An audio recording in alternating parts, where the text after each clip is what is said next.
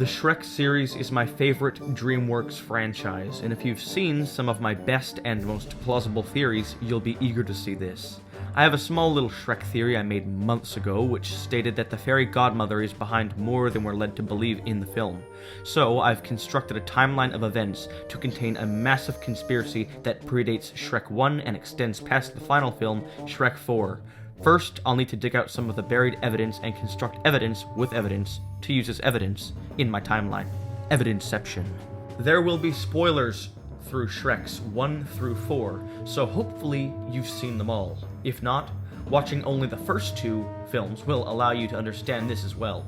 As you may remember, the secret plot of Shrek 2 is basically a conspiracy all in itself.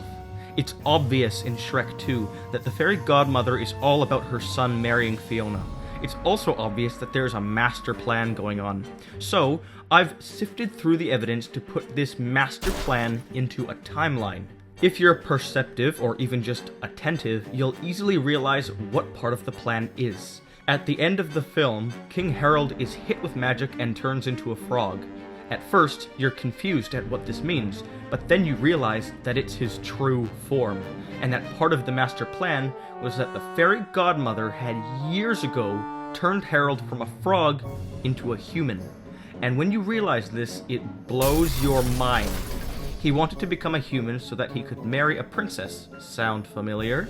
Although, as the movie establishes, the godmother took this opportunity to strike up a deal.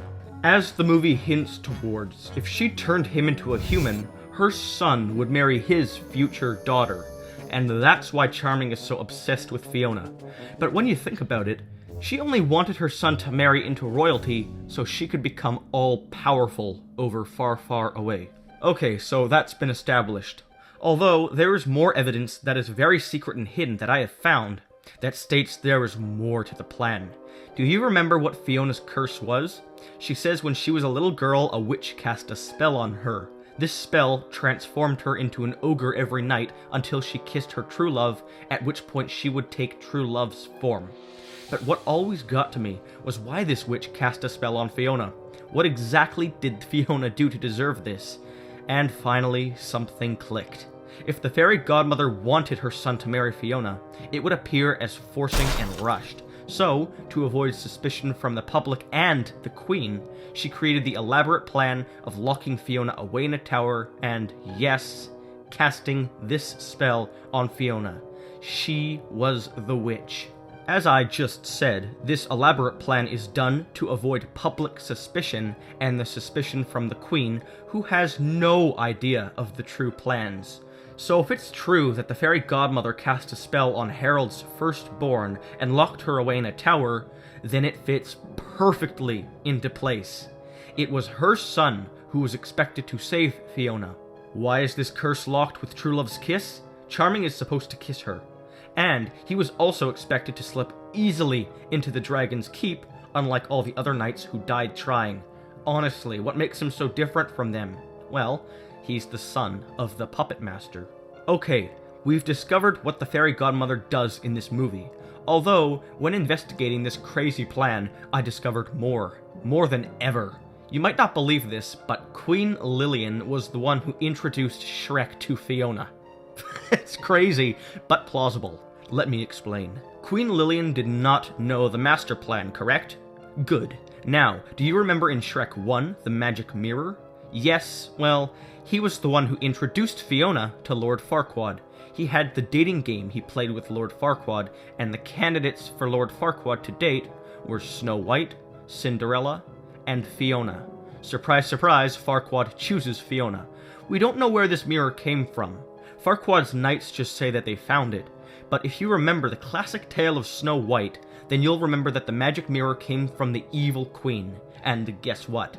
We see that the evil queen and Snow White both live in the kingdom of Far, Far Away. You may be asking, what am I going to do with this evidence? Why, I'm going to construct a second conspiracy. Fiona was a private princess only for Charming, so why is this mirror allowed to advertise her? If this mirror came from Far, Far Away, then get this. Queen Lillian stuck her daughter's advertisement in the mirror and sent it to Doodalok, a kingdom full of knights, who could save her daughter. After all, she had no idea of the true master plan and just wanted her daughter to be saved. It's an interesting thought, but let's see how the timeline supports it. So that's all the evidence for a timeline. Now here it is visualized.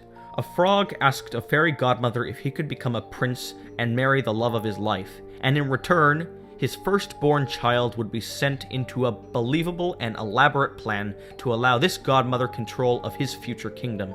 The plan was set into action. The godmother cast a spell on his firstborn, making her an ogre every night. She also seemingly spawned a prince and called him Son. Fiona finally is locked away in the tower to await the spawn of Mrs. Psycho. The Queen of Far Hollywood is unbeknownst to the plan and desperate for her daughter gets involved in multiple mini-schemes, one of which involves putting her daughter's advertisement into a magical mirror and shipping it off to a kingdom full of knights to save her. This puts a massive kink in the heinous plan, and Shrek ends up being dragged in. He saves her, marries her, and when Charming arrives to save her, he has nothing to save but, and I quote, a gender-confused wolf. Devastated that the Queen metaphorically and unwittingly put a compound fracture in his so-called mother's plan, he alters his plan, but the all-too-bubbly psychopath dies in a stupid fashion, leaving him alone to reveal his true plans and dominate the kingdom with full-on delusion inherited from you-know-who. He ends up dying. The end. And that seems to wrap up DreamWorks' biggest conspiracy. But seriously, pretty good conspiracy timeline. It basically explains the true rise and fall of the not-so-charmings. I don't know if it beats this theory, though. The best theory I've ever made, which is 100% plausible. My Ratatouille theory. But until next time, I'm the Theorizer.